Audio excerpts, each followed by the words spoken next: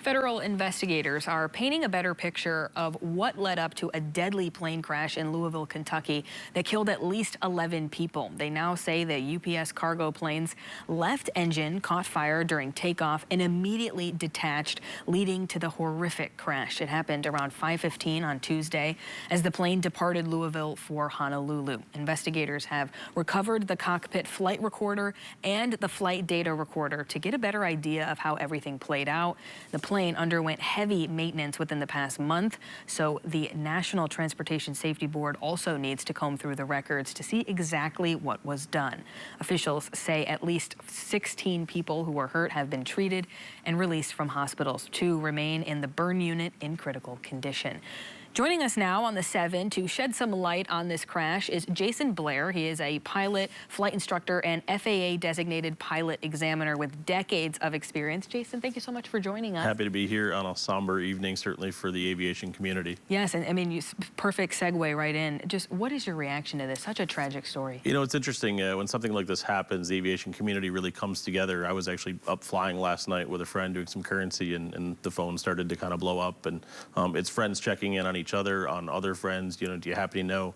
A lot of times this is friends that you do know. It might be one removed, might be people you've flown with, certainly folks that you do know, probably know somebody in that case. And we check in on each other a lot to try and see, you know, is there anybody directly affected by this? And it does come back, even here to West Michigan, where we have pilots that fly for UPS, their family, their friends, and it might even be another pilot that was jump seating on a plane like this when it goes down. Yeah, and it's a situation where maybe you don't know someone, but someone you know knows someone, right? It's a very small... Absolutely very small community. We do come together, and you know, obviously the goal is to figure out what happened and make sure it never happens again like this. Yeah, and just talk a little bit about, you know, you have decades of experience. Talk a little bit about that, and, you know, in your eyes, what happened here? So it's a great question, and I think the NTSB folks are going to be obviously the lead on this. They've got a great team looking at what happened here to this, and they're honestly the best in the world at it.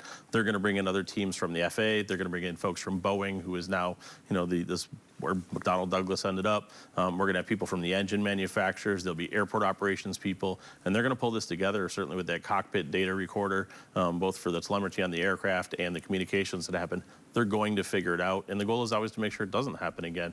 And the good thing is we're really good at this here in the U.S., and we make sure that these accidents do get addressed, and if there's problems, we make sure we find ways to mitigate it going forward. Yeah, and just, I mean, you can't even imagine what it's like being the pilot in that situation. Just talk about how they handle something like this, what's going on when all of this is happening. And a lot of people may ask, you know, why didn't they stop, right? What is the expert opinion on how that all happens? A great question. Yeah. And this is something where we say we have what's called a V1 cut. It's a rotation speed that pilots are trained when we get to a certain position in that takeoff roll. They actually take their hand off the throttles. They've committed to taking off at that point. Even if an engine fails, they're going to take that emergency into the air at that point and then try and solve it. Typically, an aircraft losing one engine will be able to continue that climb once they've reached that speed. They'll be able to bring it back around and try and deal with the landing. It does appear in this case that may actually have lost the engine thrust on 2 of those. And that may be part of the catastrophic engine coming off, loss of hydraulics, things like that that would cause it to not be able to be controllable in a continued climb out and lose the power and end up where they did. Yeah, and when you see this, when you're hearing about it, how common or uncommon is this, something like this to happen and to escalate? The good news is it's extremely rare. We still have the absolute safest aviation system in the world.